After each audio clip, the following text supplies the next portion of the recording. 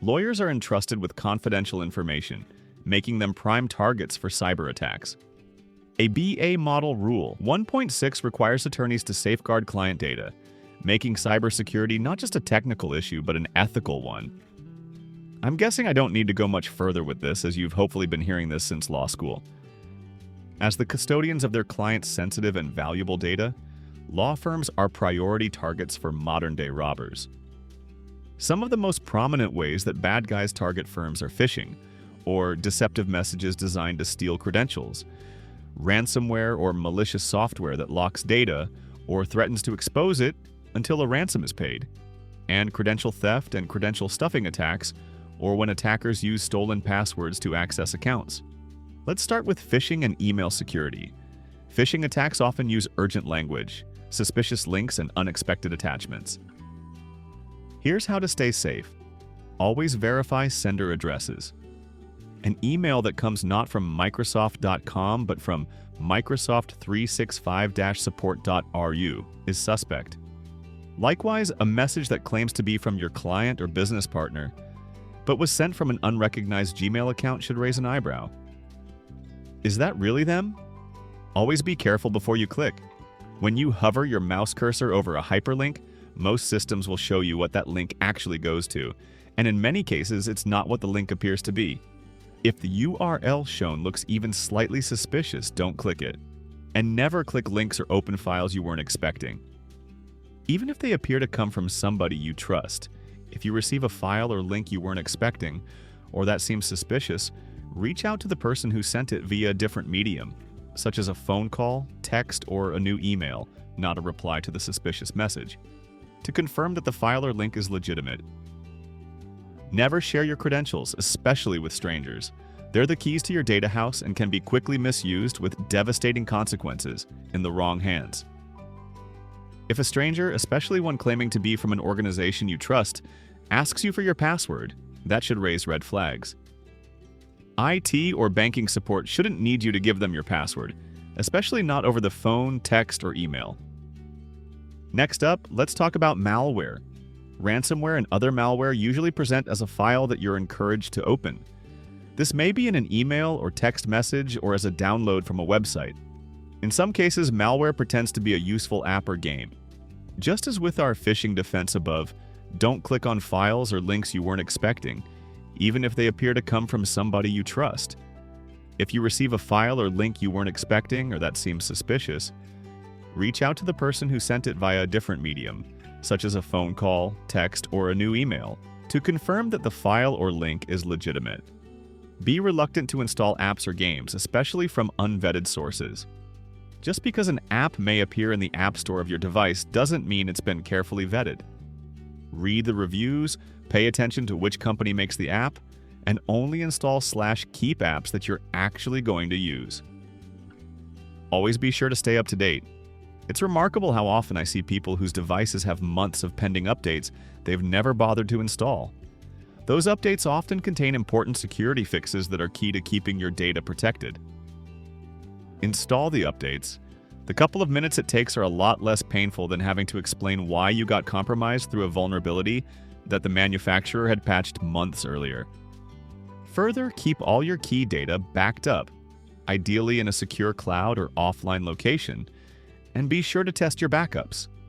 Backups are only useful if they're complete, current, and you know how to restore the data if something bad happens. Next up, let's talk about securing your credentials. Strong, unique passwords and multi-factor authentication are your best defenses. Credential attacks go a lot further than simply guessing a bad password. Hopefully you're not using pizza or password1 as your password anywhere. Email addresses are common usernames today, and if you use the same password for your bank account as you do at giggleworkstoys.com, then you may be in trouble. Your bank may have great cybersecurity, but does GiggleWorks Toys? If bad guys break GiggleWorks' site and find your username and password there, they'll try that username and password at thousands of other sites across the web, just hoping to get lucky. That's called a credential stuffing attack. Create passwords that are at least 12 characters long, using a mix of uppercase and lowercase letters, numbers, and symbols. Avoid using easily guessed information, such as birthdays or common words, and never reuse passwords across multiple accounts. A common problem with good passwords is that they can be hard to remember and frustrating to type. As a result, people tend to choose short, simple passwords that are easy to guess or crack, and they use them over and over. A password manager is a piece of software that can remember your long, unique, complex passwords for you. Modern password managers can also generate random, or nearly random, secure passwords for you, saving you the trouble of having to dream one up yourself. Multi-factor authentication is probably the single most important thing you can do to secure your accounts. The way MFA works is that when you sign into your account, the system will ask for a second thing, called a factor, to help prove that you are who you say you are. There are 3 kinds of factors: something you know, like a password or memorized PIN; something you have, like a USB key or physical device; something like a fingerprint or facial scan. MFA requires not just 2 steps, but 2 different factors to be involved.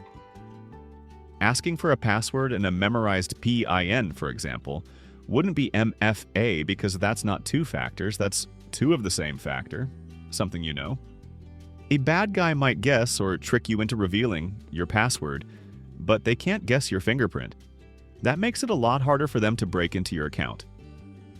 A common objection to using MFA is that it's a hassle, but a properly configured system won't actually ask for your second factor very often. In fact, most of them can learn how you commonly sign in, from your laptop, in your home, during work hours, for example, and won't ask for the second factor when the sign-in is typical. But bad guys who steal your password probably aren't signing into your device in your home. They're signing in from their lair in Scamistan. Your system should recognize that's not typical and demand the second factor, which they won't have. Passkeys are a modern way to sign into your accounts without having to remember or type a password.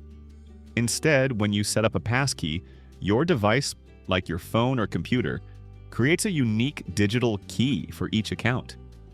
This key is stored safely on your device and works together with the website or app to confirm your identity when you log in.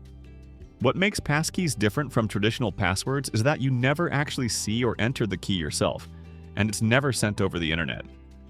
Hackers can't steal your passkey by tricking you with fake websites, a common problem called phishing, or by watching what you type. To use a passkey, you simply approve the sign-in with something simple like your fingerprint, face recognition, or a PIN you set up on your device. Unlike regular biometrics alone, which just unlock your device, passkeys use your biometric or PIN to approve the use of your unique digital key for logging into a website or app. This means your fingerprint or face scan isn't sent anywhere. It just lets your device use the passkey safely. In short, passkeys combine the convenience of biometrics with stronger security than passwords, making it much easier and safer for you to access your accounts. Be careful and stay alert out there. Cybersecurity can't solve every problem, but it can help you protect your clients and your reputation. Take action today to strengthen your defenses and stay alert.